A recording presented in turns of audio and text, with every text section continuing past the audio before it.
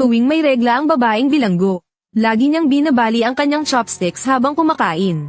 Tapos hahanap ng gwapong gwardya. At itatarak ito sa leeg ng gwardya. Lumipas ang 10 taon. Dahil sa masama niyang pag-uugali at paulit-ulit na paglabag, inilipat siya ng hepe ng bilangguan sa isang kulungang puro kriminal. Pero ni kaunti hindi siya natakot sa kanila. Kapag may general cleaning hindi siya sumasali. Ang ganitong arogante at walang pakialam na ugali niya, ay ikinainis ng reyna ng kulungan si Aling May. Pinatayo siya ni Aling May para maglinis. Pero hindi siya pinansin. Galit na galit si Aling May at inagaw ang libro niya at inihagis sa sahig. Wala siyang ipinakitang reaksyon kay Aling May. Tiningnan lang niya ito ng malamig. Nang marinig ng gwardya ang ingay agad itong lumapit. Isinumbong agad ni Aling May si Xiaolu. At sinabing hindi ito tumutulong sa paglilinis. Pero nang lumingon si Aling May, naglilinis na ng bintana si Xiaolu. Akala ng gwardya na si Aling May ang nanggugulo. Kaya pinagsabihan siya nito, na kung hindi siya titigil paparusahan siya at papalipatan sa paglilinis ng dumi. Hindi sanay si Aling May na pinapahiya, kaya't gusto niyang gantihan si Xiaolu. Sige na huwag na lang. Pumatay pa nga yan ng sarili niyang magulang kaya siya nakakulong. Pero hindi basta sisuko si Aling May. Pagdating ng hapunan, masama ang tingin niya kay Xiaolu habang kumakain. Pero hindi siya pinansin ni Xiaolu. Lalong nag-init ang ulo ni Aling May. At itinapon ang tray ni Xiaolu. Pinipigil pa sanang magalit si Xiaolu.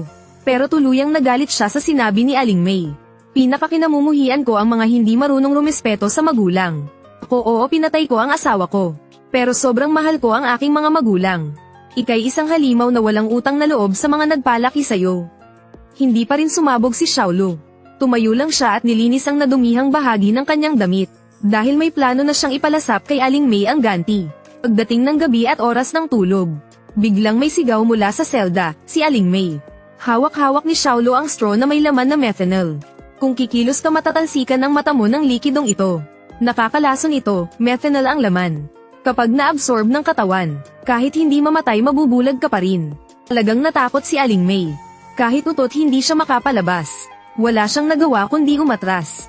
At bumalik sa kama. Patawarin mo na ako. Mula ngayon ituturing kitang nanay. Aalagaan at rerespetuhin kita. Please maawa ka na sa akin, inay. Saka lang itinapon ni Xiaolu ang straw. Pagkatapos ay humiga at masamang tinitigan si Aling May. Hindi pa natutulog ang ibang bilanggo sa selda. Sa takot na iihina sa kama. At mula noon naging reyna ng selda si Xiaolu. Isang araw may lumabas sa balita. Ang kaso ng pagpatay sa magulang ni Xiaolu 10 taon na ang nakalipas. Ay isa palang pagkakait ng hustisya. Kamakailan may nadakip na lalaki, na may ilegal na baril. Ang bala ng baril ay tugma sa ginamit sa krimen noong araw. Kailangan na lang ang kumpisal ng lalaki, para muling buksan ang kaso ni Xiaolu. Isang abogadong nagngangalang Zhang Wei. Ang voluntaryong kumuha ng kaso. Mayroon siyang empathy syndrome. Ang mga may ganitong kondisyon ay sobrang makiramay. Kaya hilig niyang tulungan ang mga naaapi. Nakipag-usap siya sa salarin na pumatay sa magulang ni Xiaolu. Ako nga ang pumatay sa kanila. Bakit mo ginawa? Gusto ko lang talagang pumatay, yun lang. Bakit nadamay pa ang anak ng mga biktima? Pinag-cremate ko siya sa mga bangkay. Gampanin naman yun ng anak, hindi ba? Matapos patayin ang magulang ni Xiaolu, pinilit pa siyang sunugin ng mga katawan. At pinalabas na siya ang may sala. Nang mahuli si Xiaolu, hindi siya nagdepensa sa sarili. At kusa niyang inamin na siya ang pumatay sa mga magulang niya. Pero ang totoo gusto niyang alamin, kung sino ang tunay na salarin. Kaya mula sa oras na sinilaban niya ang bahay, nagsimula na ang kanyang plano ng paghihiganti. Ngayon ang hayop na pumatay sa kanyang magulang, ay may gana pang humingi ng tulong kay Zhang Wei, para mapaikli ang kanyang sentensya sa 10 taon lang. Pero hindi papayag si Zhang Wei na tulungan ng ganitong klaseng tao. Nirecord niya lahat ng kanilang usapan, at ipinalabas ito sa mga balita. Bigla itong naging sentro ng atensyon ng buong lipunan. Dahil sa matinding pressure ng publiko. Si Xiaolu na nakulong ng 10 taon dahil sa maling paratang, ay muling ipinatawag sa korte, gamit ang ebidensyang nakalap niya. Matagumpay na napawalang sala ni Zhang Wei si Xiaolu. Ngunit dahil sa masasamang gawain ni Xiaolu, habang nasa kulungan, kahit nakalaya na siya, kailangan pa rin siyang bantayan ng isang probation officer. Ang tagabantay na ito ay si Yao Han. Binalaan niya si Xiaolu na huwag gumawa ng labag sa batas, kung hindi ibabalik siya sa kulungan. Pero hindi niya ito sineryoso. Kinabukasan nakipagkita si Xiaolu kay Zhang Wei. Umiiyak siya habang nagpapakawawa. Gusto niyang tulungan siya ni Zhang Wei na makuha ang kabayaran para sa maling pagkakakulong. Si Zhang Wei na may empathy syndrome ay hindi matiis ang ganoong eksena. Tumayo siya para kumuha ng tissue. Pero pagbalik niya natigilan siya. Sa kilos ni Xiaolu, makikitang kampante at kontento ang pakiramdam nito. Malinaw na ginagamit lang niya si Zhang Wei. Ngunit hindi siya pinahiya ni Zhang Wei. Bagkus ay tinanggap pa rin ang hiling nito. Matapos mapapayag si Zhang Wei, pumunta si Xiaolu sa isang high-end na second-hand store. Nagpakilalang isa siyang pulis, at inakusahan ang may-ari na tumatanggap ng mga nakaw na gamit. Natakot ang may-ari, pinakuha ni Xiaolu ang lahat ng resibo. Dahil sa kanyang photograph at memory, naalala niya lahat ng gamit na gusto niya. Nagkunwaring hindi niya maintindihan ang mga ito. At inilabas ang maliit na kwaderno para i-check ang mga gamit kasama ang may-ari. Pagkatapos ng pag-check, lumabas na meron ngang tugma. Sa huli sinabi ni Xiaolu na kailangang dalhin ang mga gamit sa istasyon para imbestigahan. At ganoon nga ang nangyari. Bitbit ang mga damit at bag nagtungo si Xiaolu sa banyo. Paglabas niya mukhang mayaman na siya. Pero hindi lang gamit ang gusto niya. Gagamitin niya ang mga iyon para manalo sa kasino. Sa kasino nilapitan niya ang isang mayamang magkasintahan. At sinabing mayroon siyang utak na parang kay Einstein. At photograph at memory rin siya. Pwede raw siyang tumulong para yumaman sila at maging malaya sa pera. Medyo duda pa ang magkasintahan. Kaya konting chips lang ang ipinalit nila kay Xiaolu. Pinatesting muna siya ng ilang laro. Di nagtagal puno na ng chips ang harapan ni Xiaolu. Sa sobrang panalo niya sa maikling oras, napansin siya ng kasino. Nagduda silang nandaraya siya. At sinubukang arestuhin si Xiaolu. Agad siyang nag-explain na para lang daw iyon sa magkasintahan. Pero nang makita ng magkasintahan ang gulo, itinanggi nilang may kinalaman sila kay Xiaolu. Dinala si Xiaolu ng security sa VIP area. Ang lahat ng napanalunan niyang chips ay ipinalit sa cash at dinagdagan pa ng 50%. Hindi kasi mapatunayang nandaya siya. Kaya binayaran na lang siya para umalis. Dahil kung magpapatuloy siya, baka magsara ang buong kasino. At sa ganoong paraan naging milyonarya si Xiaolu. Pagkalabas niya sa kasino, pumarkila siya ng tagapamili para isauli ang mga damit at bag na nakuha niya mula sa high-end na second-hand store. Habang pauwi na siya, nakasalubong niya si Yauhan, ang probation officer niya. Nag-aalala si Yauhan na baka may ginawa na namang labag sa batas si Xiaolu. Dahil kainahinala ang bag ni Xiaolu, pinabuksan niya ito. Natakot si Xiaolu na makita ang pera at baka patayin siya. Kaya ang sinabi niya ay mga personal na panloob daw iyon. Pero nagpumilit si Yauhan. Dumating si Zhang Wei at sinabing labag ito sa privacy. Ginamit niya ang kanyang kaalaman sa batas. At sinermonan si Yauhan. Napahiya si Yauhan kaya umalis na lang. Pero pag alis niya, agad binuksan ni Zhang Wei ang bag ni Xiaolu. At bumagsak sa sahig ang sandamakmak na pera. Hindi makapaniwala si Zhang Wei. Kasi kagagaling lang ni Xiaolu sa kulungan. At kung wala siyang nilabag, imposibleng makakuha siya ng ganong kalaking pera. Kinabukasan ipinatawag niya si Xiaolu. At pinapagsabi kung saan galing ang pera. Pero ayaw talagang magsalita ni Xiaolu. Ang tanging sabi lang niya ay, lahat yan legal at malinis na kinita. Medyo nagdududa si Zhang Wei. Pero ayaw na rin niyang palalin pa ang usapan. Dahil may mas mahalagang bagay pa. Dati hiniling ni Xiaolu kay Zhang Wei. Natulungan siyang humingi ng danyos para sa maling pagkakakulong.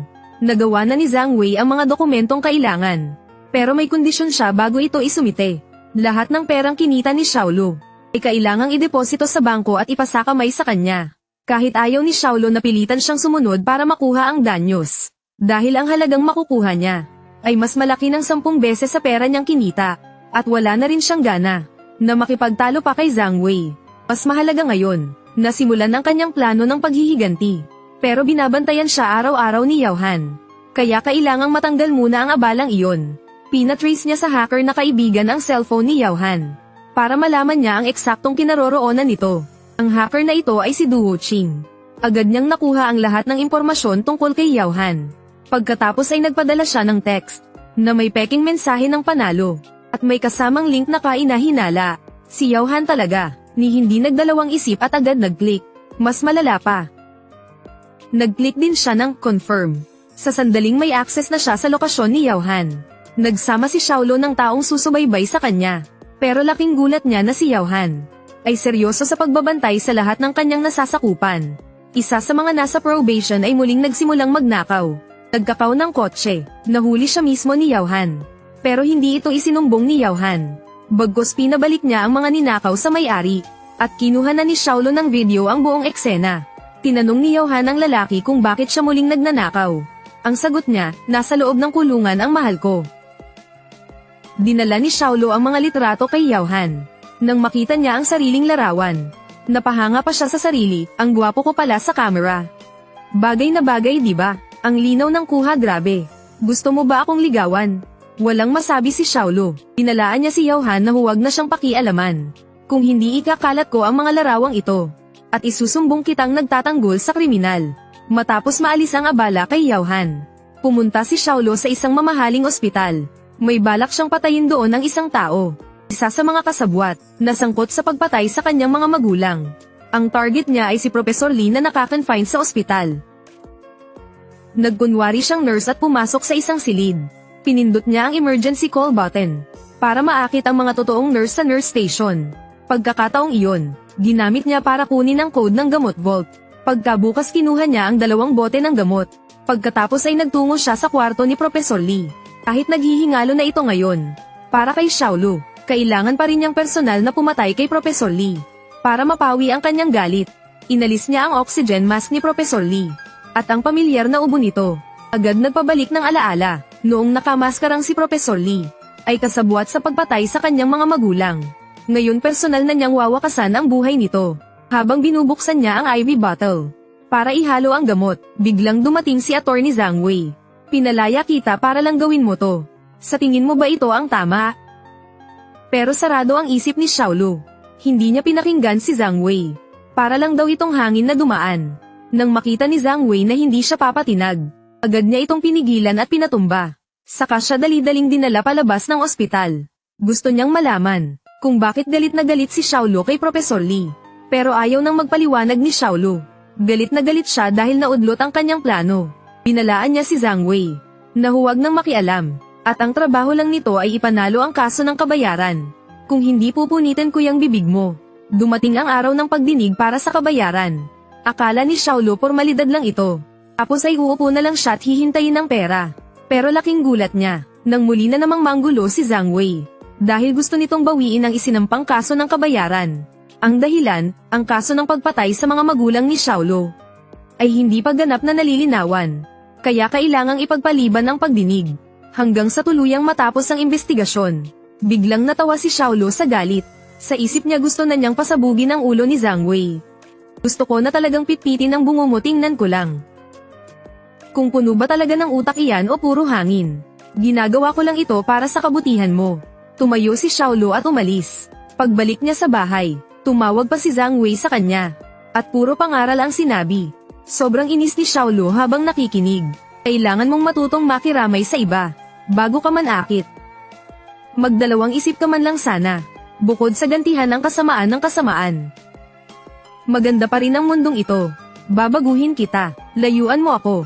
Pagkababa niya ng tawag, nakatanggap siya ng text message. At isa pa agad kasunod. Dahil curious siya sa sender, tinawagan niya ito. Pero ang sabi ng automatikong mensahe, invalid number. Pumunta siya sa address na nasa text. At gamit ang numerong nakatext din. Binuksan niya ang isang locker. Sa loob nito ay may kahon na may ribbon. Pagbukas niya ng kahon, nandun ang mga lumang litrato ng kanyang mga magulang noong sila'y kinidnap. Bumalik sa alaala ang sakit ng nakaraan mula 10 taon na ang nakalipas.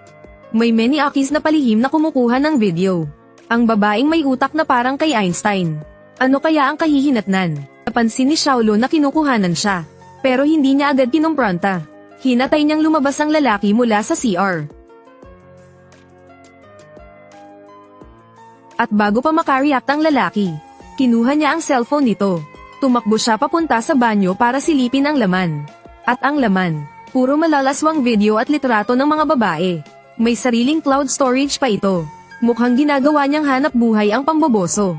Nangamba ang lalaki na mabuking. Kaya nagwala ito sa labas ng CR ng babae. Ang ending may nakakita at tumawag ng pulis. Napipi ang lalaki sa galit. Anong meron? Tinawagan daw nila ang pulis. Pagdating sa presinto, inakusahan ng lalaki si Xiaolo na sinadyang siyang sapawan. At binugbog pa raw siya. Pati raw bato niya nasira. Pero hindi niya binanggit ang tungkol sa cellphone. Pero sabi ni Xiaolo, di ba ako pa nga ang nagnakaw ng cellphone mo? Nang marinig ang cellphone, biglang nataranta ang lalaki. Hindi na niya alam ang isasagot. Sige na, ako na ang nagnakaw. Gusto mo hanapin mo sa akin. Ayos na yang bato ko. Kaya't napilitan siyang bawiin ang reklamo niya laban kay Xiaolu. Pagkalabas nila ng presinto, agad siyang sumugod kay Xiaolu at kinapkapan ito. Gustong bawiin ang kanyang cellphone. Biglang dumating si Attorney Zhang Wei at pinatumba ang lalaki. Pagkatapos nakatanggap si Xiaolu ng mensaheng ayos na sa kanyang cellphone. Tinanong ng lalaki si Xiaolu kung paano niya maibabalik ang cellphone. Inihagis ni Xiaolu ang business card ni Zhang Wei. Pumunta ka sa kanya bukas para kunin ang phone mo. Pagkaalis ng lalaki, pinakita ni Xiaolu kay Zhang Wei ang laman ng cellphone. Naguluhan si Zhang Wei, bakit hindi mo nalang ibinigay yun sa pulis? Para maparusahan agad ang lalaki. Sumagot si Xiaolu, pina-install ko ng virus sa phone niya. Gawa yun ng hacker kong si Duo Ching. Pag nakuha niya ulit ang phone, tiyak na bubuksan niya ito. At doon papasok ang virus. Kakalat ito sa computer niya. Makokontrol namin lahat ng files niya. At gagamitin yun para perahan siya. Hanggang masaid ang kinita niya sa pamboboso. Pagkatapos saka isusurrender ang lahat ng ebidensya sa pulis. Para matulungan ng autoridad na matukoy ang buong sindikato ng pamboboso. Hindi makapaniwala si Zhang Wei sa narinig. Bilang abogado, alam niyang ilegal ang ginawa ni Xiaolu. Ngunit ngumiti lang si Xiaolu at sinabing, sa mga halimaw na tulad niya may silbi pa ba ang batas? Abogado ako kaya syempre legal ang paraan ko. Ibigay na lang sa pulis ang cellphone para bigyan siya ng probation. Tapos hayaan siyang magpatuloy sa pamboboso sa labas. Ayaw nang makipagtalo pa ni Xiaolu kay Zhang Wei. Kaya sinabi niya, bahala ka na sa cellphone, gawin mo gusto mo. Pag-uwi ni Zhang Wei, sinilip niya ang laman ng cellphone ng lalaki. At natuklasang ibinibenta nito ang mga lihim na kuha ng larawan at video. At ginagamit din ito para mang-blackmail ng mga babae. Pagkatapos magpadala ng pera ang biktima. Kahit anong pakiusap hindi pa rin niya binubura ang mga file. Sa halip pinapakalat pa niya para kumita. Sa nakita niya muling tumindi ang empathy syndrome ni Zhang Wei. Sa huli pinili pa rin niyang sundin ang paraan ni Xiaolu. Hinaharap niya ang lalaki para ibalik ang cellphone. Binuksan niya ang recorder. At pinasabi sa lalaki na siya ang nawalan ng cellphone. At nadapa lang siya ng sarili niyang kapabayaan. At walang kinalaman si Xiaolu. Pagkatapos ng recording ibinalik niya ang cellphone. At binigyan siya ng huling babala na huwag na muling mamboso. Ngunit sinabi ng lalaki, nakita mo ang laman ng phone di ba? May nagustuhan ka bang girl? Anong sinabi mo? Sabihin mo lang kung alin ang bibilhin mo. Saka lang napagtanto ni Zhang Wei kung bakit ganoon na lang ang galit ni Xiaolu sa halimaw na ito. Pero hindi na siya kailangang kumilos. Dahil si Xiaolu na ang bahala. Ang anak ng isang babae ay pinatay ng kanyang matalik na kaibigan. Ngunit ang kaibigan ay nananatiling malaya. Para makamit ang hustisya, nagprotesta ang ina sa publiko. Ngunit siya pa ang sinampahan ng kaso ng paninirang puri. Kasabay nito inatake rin siya online. Sinabi ng mga troll na mukha naman siyang maayos. At wala ni Katie Ting na lungkot. Siya raw mismo ang nag-iwan sa anak sa bahay ng kaibigan. Ngayon dahil sa insurance payout biglang umarte sa publiko. Umano'y gusto lang niyang makuha ang pera at simpatiya ng tao. Dahil sa tuloy-tuloy na pambabatikos, nawala na ang huling pag-asang mabuhay ng babae. At nagdesisyon siyang wakasan na ang lahat. Buti na lang dumating si Attorney Zhang Wei sa tamang oras. At nailigtas siya sa trahedya. Ngayon ay labis ang kanyang pagsisisi. Na sana raw ay hindi niya inuna ang kinabukasan ng kanyang anak.